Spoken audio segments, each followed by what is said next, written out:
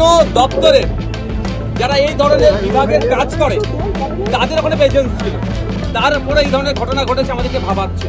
তারপরে এই পেহেলগাঁওতে, যাকে মিনি সুইজারল্যান্ড বলা হয়, এই জায়গায় আক্রমণ কিভাবে হলো না হলো, কারা করলো, তাই নিয়ে একটা আমাদের মধ্যে ধোঁয়াশা থেকে যাচ্ছে। বলছি, যে সমস্ত খুনি সন্ত্রাসবাদীরা এইভাবে নিরহ নিরস্ত্র আমাদের ভাই, আমাদের সহনাগরিকের উপরে হামলা চালিয়েছে, একটাও না ছাড় পায়।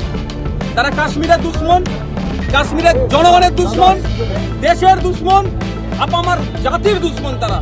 আমরা চাই এই দেশদ্রোহী কাজের সাথে যারা যুক্ত, এই দেশকে অস্থিরতার দিকে যারা ঠেলে দেওয়ার চেষ্টা করছে, চিহ্নিত করে 6 মাসের মধ্যে ফাস্ট ট্র্যাক কোর্টের মাধ্যমে তাদের বিচার হোক, তাদের ফাঁসির ব্যবস্থা হোক। ওই যাবজ্জীবন মৃত্যুদণ্ড, মানে যাবজ্জীবন এগুলো না করে ফাঁসির ব্যবস্থা হোক। ওই জেলে থাকলে আমাদেরই টাকার ডাল ভাত খাবে, ওটাও বন্ধ করে দেওয়া হোক।